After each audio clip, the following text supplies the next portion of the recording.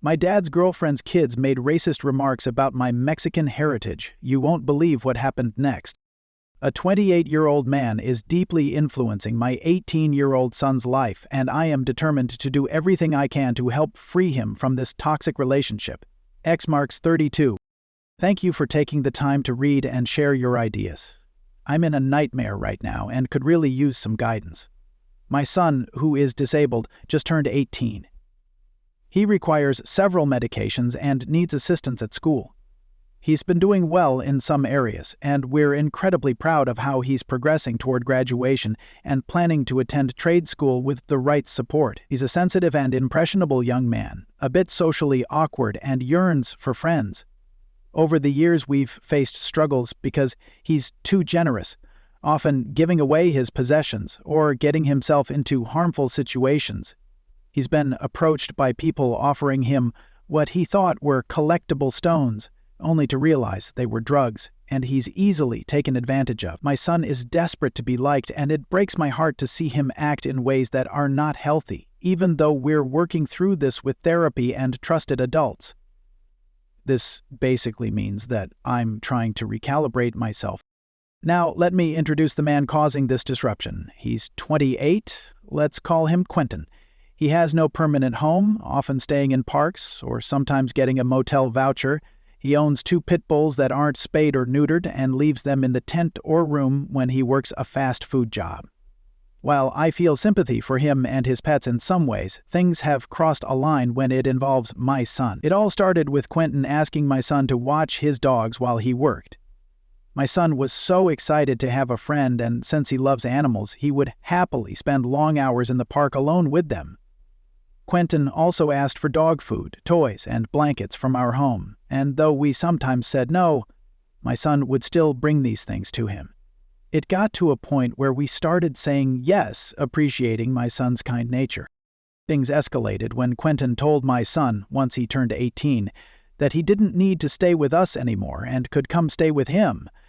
This led to my son spending nights in a tent with Quentin's dogs or just staying in the park. Quentin started offering him beer and weed, and my son, wanting to be liked and fit in, would watch the dogs for long shifts while Quentin worked. He even said that Quentin would help him get his own tent and vouchers. The local police, while sympathetic to my son's disabilities and medical issues, haven't been able to intervene because at 18 he's legally an adult.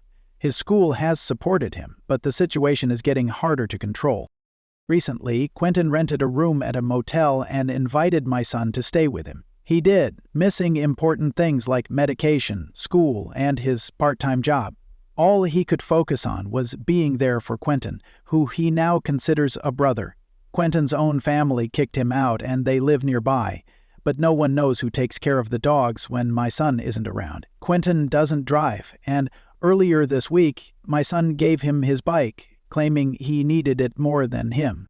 Yesterday, my son returned home in a complete psychiatric breakdown, likely caused by being unmedicated, drinking, and using drugs.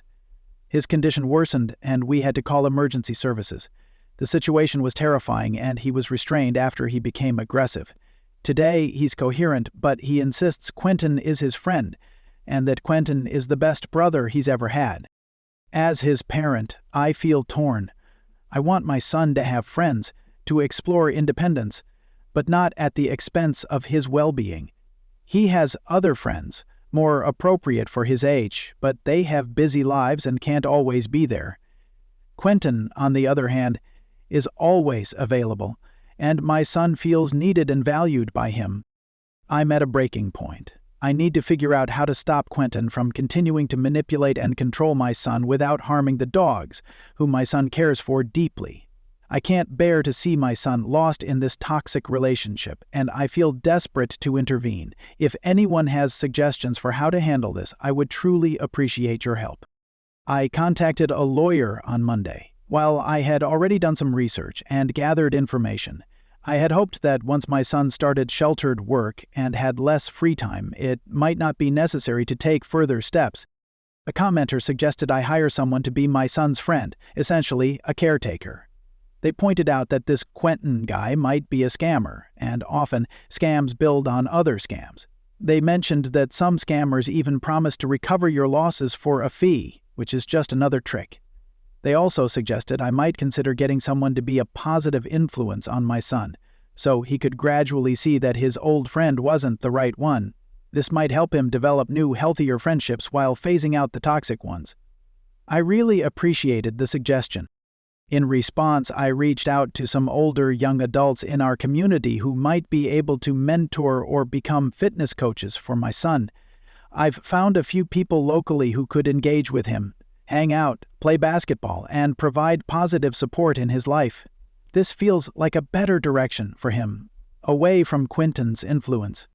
One commenter, feeling strongly about my son's safety, advised me to make Quentin's life miserable. They recommended contacting his employer, making complaints about him, and reporting him for dealing drugs or mistreating customers.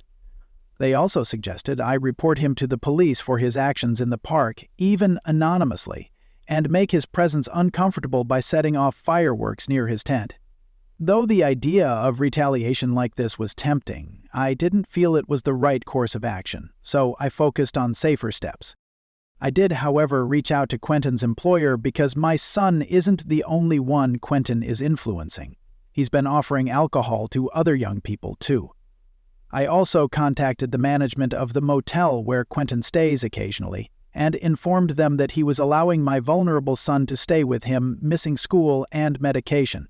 I made it clear this was likely against their policy, and Quentin was not pleased. It felt empowering to take action and push back on his control. As for my son's love for animals, I considered getting him a dog, but he already has a service dog, along with other pets. Sadly, he leaves his service dog with us because it's safe here, but he feels a deep responsibility for Quentin's dogs. I'm trying to encourage him to build positive connections with animals while addressing other areas of his life. I spoke to the local police again.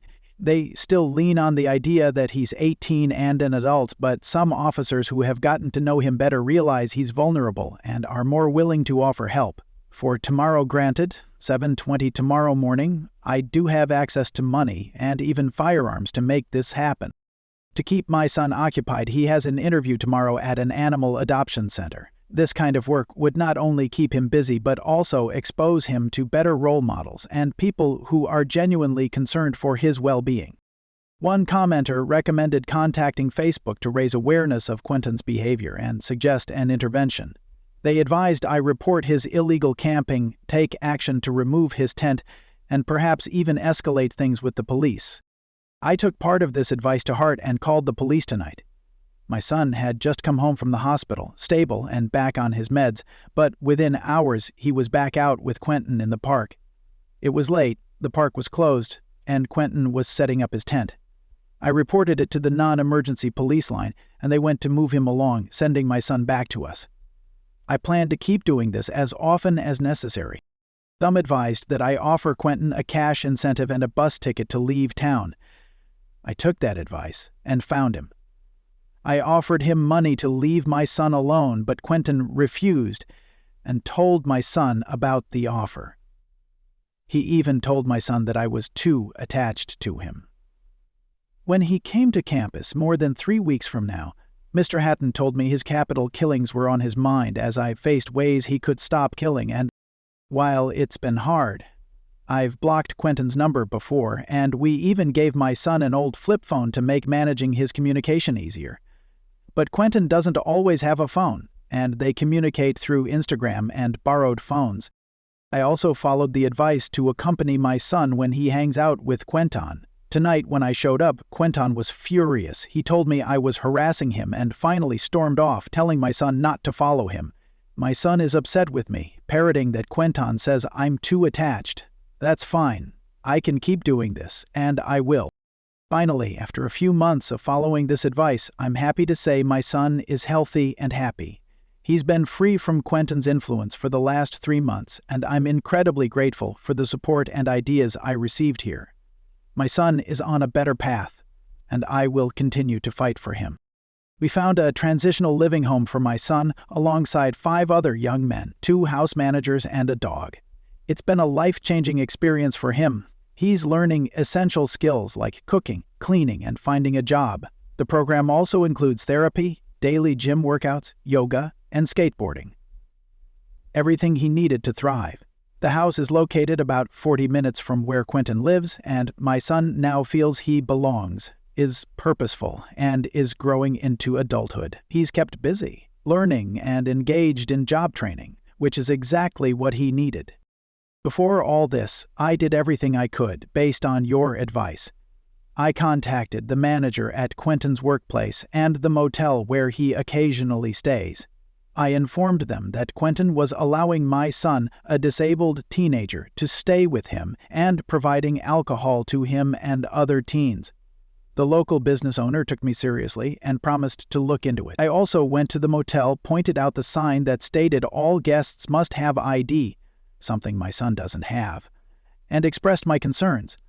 I made it clear that if they weren't following their rules, I'd escalate the issue to corporate. In addition, whenever Quentin set up camp after park hours or left his dogs unattended, I'd call the non-emergency police line, and they would move him along. Someone had suggested I show up at all times as his best friend to keep an eye on things, so I did. Wherever Quentin was, whether at the park, his work, or near the motel, I was there too. I even prepared flyers to inform the park's neighborhood, which has a playground for small children, about the tent camping and the unsupervised, unneutered pit bulls. Quentin became increasingly irate, accusing me of stalking him and threatening to call the police. I calmly told him, "Please do. I'd love to speak to them about what you're doing with my son and other vulnerable young people." I made it clear that if he wanted to be in my son's life, I was now involved in his life too. After all your support and encouragement, I felt bold and committed to seeing this through for the long haul. Chris nodded. In the meantime, I found a lawyer and began researching job training opportunities for my son, as he was eager to feel independent and contribute. He worked at a drugstore for a few weeks through a local program, which was a huge step forward. It kept him busy, giving him purpose, and distanced him from Quentin a bit. Quentin, either frustrated with me or worried about losing his job, started staying at a motel much farther away, making it harder for him to maintain contact with my son. Eventually, he seemed to realize my son wasn't worth the trouble and stopped reaching out. Thank you so much for all of your ideas and support.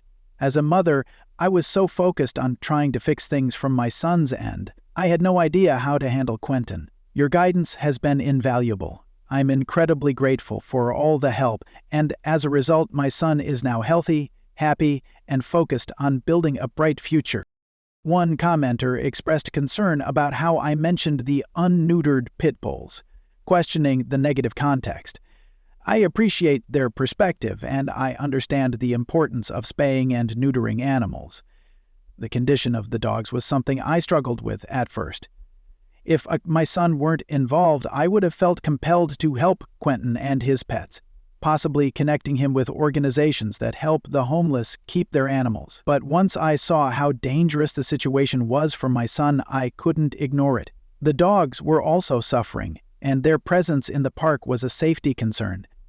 It became clear to me that Quentin was neglecting his responsibility as an adult, not only for his pets but also for the other animals in the area. My son's desire to help them was noble, but it was a negative influence on him.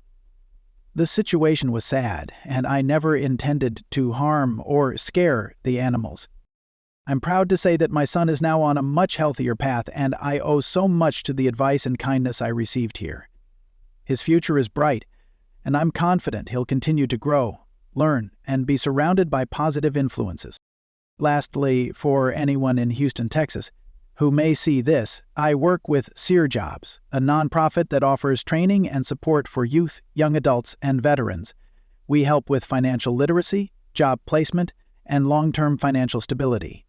Our services are completely free, funded by federal, state, city, and private donors. If you're looking for support, or if you'd like to donate to help us continue our work, please check out our website at seerjobs.org/exploration to find all of the ways you can contribute. We are committed to empowering individuals and ensuring they have the tools to succeed. I may just be an admin in accounting, but I truly believe in the mission of our organization and I am so grateful for all the support we've received. Thank you, OP, for your invaluable help. Your suggestions have been incredibly useful and I'm so thankful that others have helped my son, allowing me to simply be his mom. Now, moving on to the next part of the story, here's what happened next. My dad wants me to apologize to his girlfriend's kids for calling out their racist comments about my race. Here's the original story. Bear with me as I try to keep this short. My parents split up when I was 23 and my sister was 20. Honestly, their relationship was never a good match and we both breathed a sigh of relief when they finally separated. Things got better for everyone almost immediately and both parents found new partners. I've always had a decent relationship with my dad, though it's a bit strained at times, who is much less politically correct than I am, and honestly, I'm not very PC myself. He's the type who calls things gay when he doesn't like something, thinks Hillary Clinton would have been a terrible president because she'd nuke everyone on her period, and laments not being able to use the N-word in public. He's the perfect example of an out-of-touch, middle-aged white guy. Despite these issues, I love my dad, and while his views bother me, I've learned that I can't change him, I just have to deal with it when I'm around him. One thing to note, while my dad has sexist and homophobic views, he keeps them to himself in public. At least he knows when to keep his opinions within the family. Recently, my dad started dating a woman named Linda. Linda has 2 kids, a 29-year-old son and a 27-year-old daughter. I don't know Linda very well. I met her briefly earlier this year when I dropped some things off at my dad's place. My sister has never met her, and neither of us had met her kids before this dinner. My dad is really fond of Linda, and he's eager for all of us, both families, to get to know each other and form a blended family. Despite his outdated views, my dad can be very sweet, so he invited us all to dinner. I knew my sister tends to be a bit guarded with strangers, so I asked her to be on her best behavior. I wanted to make sure we didn't offend Linda or her kids, and I knew this dinner was important to my dad. We went to a Mexican restaurant, our family's favorite. My mom is Mexican, and growing up we were spoiled with the best authentic Mexican food. Since the divorce, my dad has been trying to fill the void left by my mom's cooking and has become a bit of a taqueria addict. An important detail is that although my sister and I are half Mexican, we both have fair skin. People often assume we're of white European descent because of our skin tone, even though we definitely have Mexican features. So we sit down with Linda and her kids, and immediately Jake, her son, starts complaining. These are adults, mind you, complaining about the fact that half of the menu is in Spanish. The menu had both Spanish and English names for the dishes, and all the descriptions were in English, so it wasn't like they couldn't understand. My sister and I are fluent in Spanish. I'm near fluent, and my sister speaks it passably. And we're both studying to become English language teachers, so we tried to ignore the comments, even though it was difficult. We were managing to have a pleasant conversation otherwise until the waiter came to take our drink orders. Linda's son snapped at him to get his attention and take his order first, and her daughter spoke to him in a condescending tone, as though the waiter working at a restaurant catering to a predominantly white clientele wouldn't understand English. Linda was the only one who acted decently, but when the waiter, who was extremely kind despite being treated terribly, left, Jake commented that he didn't expect much from the service. My dad, who's been to this place before, tried to reassure everyone, saying, "No, the service here is great. You're going to love the food." He recommended a dish, though I don't remember which one. But then Jake said, "Not like I could understand him either with that god-awful accent. These people need to learn English if they want to come to America, probably illegal or something." My sister and I, who are generally kind but not known for our patience, exchanged a look and decided to speak in Spanish to each other for the rest of the meal. I'm not going to lie, it felt so satisfying to be petty for the next hour or so. We switched to English when speaking to Linda or her kids, but when talking to each other or my dad, which can't speak Spanish, we spoke in the fastest, most fluent Spanish we could muster. And whenever we had the chance, my sister would casually mention that we were Mexicans and had grown up in a Hispanic household with our mom and extended family. Since then, my dad has been texting and calling me, mostly me, because I'm the one who tends to lead these things, asking us to apologize to Linda's kids for embarrassing them. I'm sure my dad didn't expect his girlfriend's kids to be so openly racist toward Mexicans, or he probably wouldn't have suggested a Mexican restaurant for dinner. But deep down, I know he doesn't even recognize what they said as racist. He even mentioned they could have been worse and told us that we didn't need to embarrass Linda and her kids like that. I agree. Linda was lovely, and I should have been more mindful of her feelings. I'm open to calling her or meeting her to apologize for acting childish and petty, but I'll be damned if I apologize to a couple of racists for pointing out their behavior and not tolerating it. Is that really wrong? What should I do here? Am I overreacting? I don't want to upset my dad, but I also know that he's not great at recognizing racists. Honestly, I don't think I should apologize for standing up to a pair of racist adults. TLDR, my dad's girlfriend's kids were racist toward Mexicans, not knowing that my sister and I are half Mexican. To embarrass them, we spoke only in Spanish the whole night. Now, my dad wants us to apologize to them for making them feel uncomfortable. What's the right thing to do? Bob comments, don't apologize, they're lucky you didn't make a public scene and call them out in front of the whole restaurant. Tell Dad and Linda that their kids' ignorance isn't a reflection of Linda, but they should feel embarrassed. Then tell them it's best to avoid future family dinners until they realize what they did wrong and apologize to you. Apologize in Spanish, just to make your point clear. Update. So, I wanted to share a quick update. My sister and I talked to our mom about it, who has always been the calmer one of us. She thought the whole Spanish thing was hilarious and joked that she wished she could have seen the look on Linda's kids' faces. But, as expected, she told us to just apologize, knowing how stubborn our dad can be about these things. We didn't really want to do that, though, so I reached out to Linda and asked if she wanted to meet for coffee to talk things through. When we met, she was super apologetic, explaining that a lot of her kids' misguided views come from their biological father, a patriotic Republican. The way she spoke about it made me feel like she didn't really believe what her kids did was wrong in itself. She was just sorry that my sister and I happened to be part Mexican, and that their comments offended us.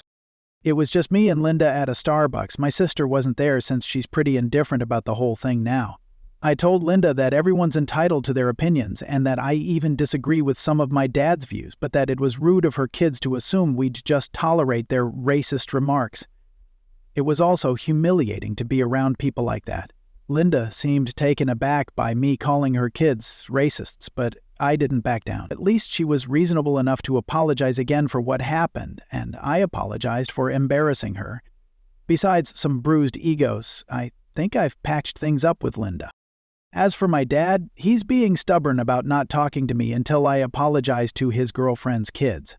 I've made it clear that I won't apologize, and if he's okay with racism being tolerated, then I won't be around him.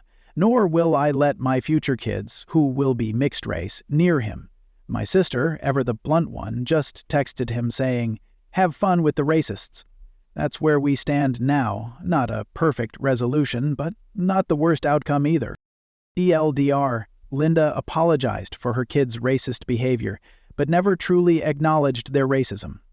My dad's refusing to talk to me unless I apologize, Dr. Peter said. If you've made it this far, don't forget to subscribe to our channel and turn on notifications so you never miss out on inspiring messages and powerful stories like this one.